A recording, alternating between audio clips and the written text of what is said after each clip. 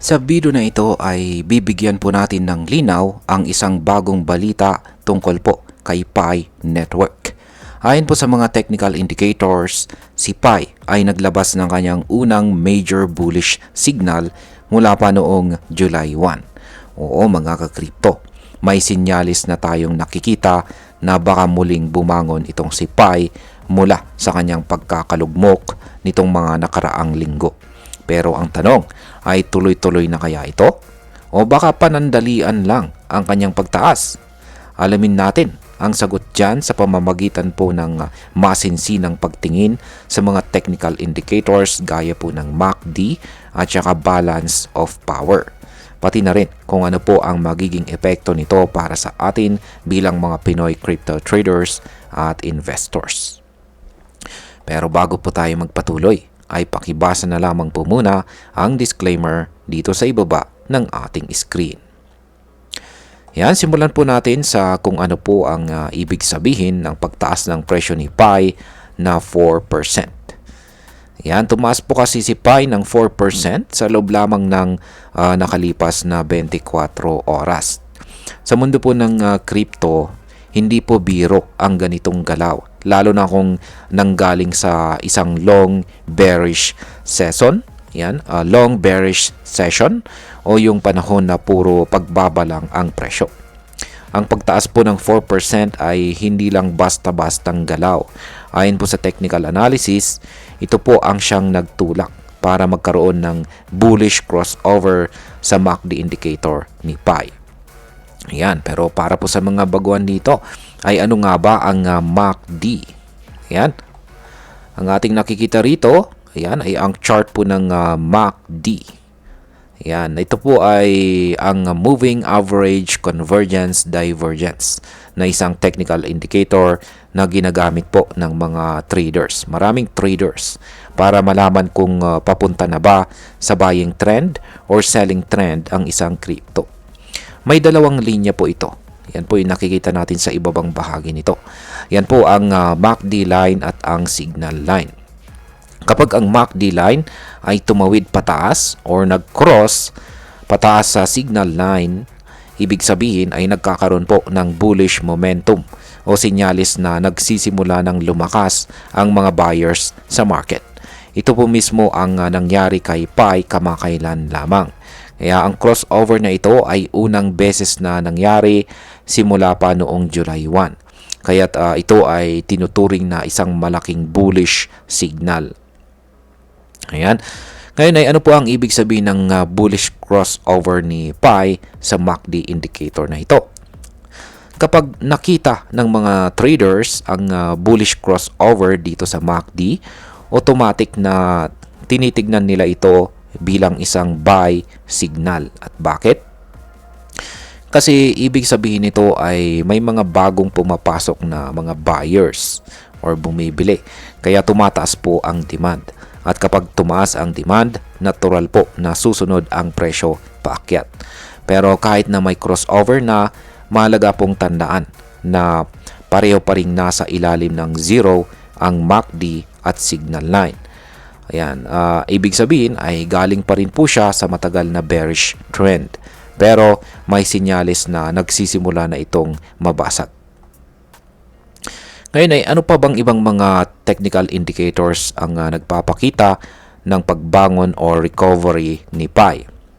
Ayan, bukod po sa MACD, ang isa pang mahalagang tool na nagpapakita ng positibong signal ay ito ang tinatawag na balance of power or BOP.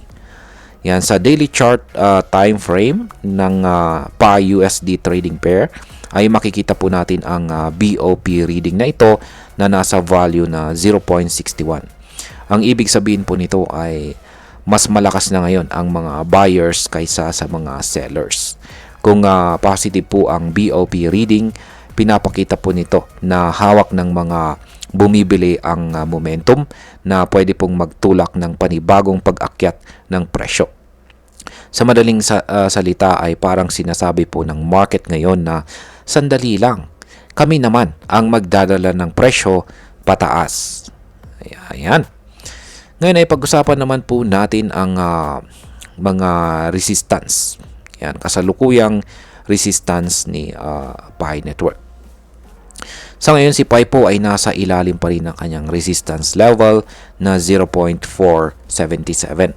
Ito po ang level na kailangan po niyang basagin kung gusto niyang magpatuloy sa kanyang pag-akyat. Kung sakaling mabasag man ito, posible po siyang umakyat sa sunod na resistance level na nakaabang po sa presyong 0.508.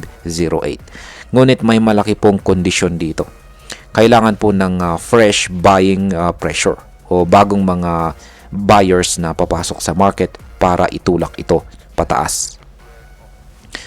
Ngayon ay paano naman kung pag hindi dumating ang mga bagong buying pressure na yan? Kung wala pong bagong demand, maaari pong mapagod ang kasalukuyang rally ni Pi. At kapag nangyari ito ay posible po siyang bumalik sa kanyang dating consolidation range o ang mas malala pa ay maaaring bumagsak po siya ulit sa support level na 0.445.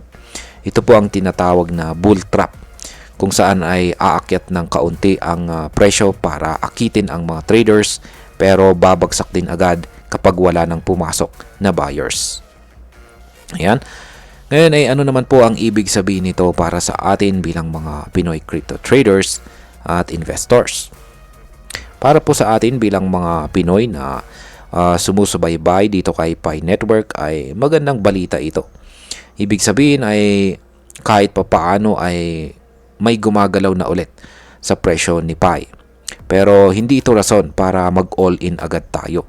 Kung ikaw ay may hawak ng Pi, maganda pong bantayan natin ang movement ng market at mag-abang ng mga confirmation bago po tayo magdesisyon na magdagdag pa ng ating investment.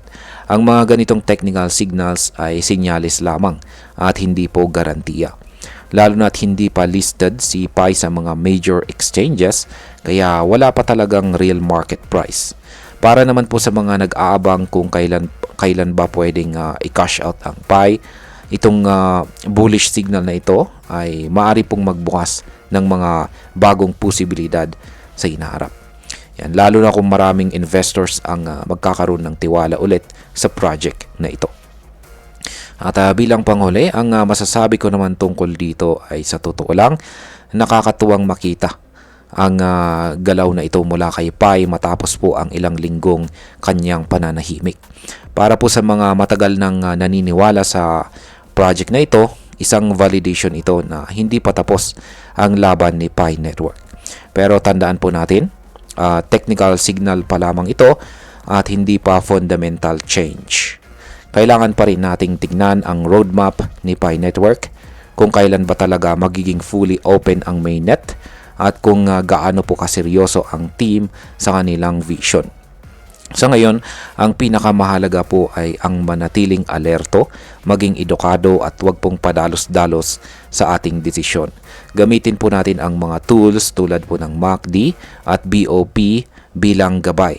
Pero lagi po nating i-back up ito ng maayos na may risk management. At ayan, hanggang dito na lamang po tayo sa video na ito mga ka-crypto. Marami pong salamat sa panonood. Ingat po tayo lagi at God bless po sa ating lahat.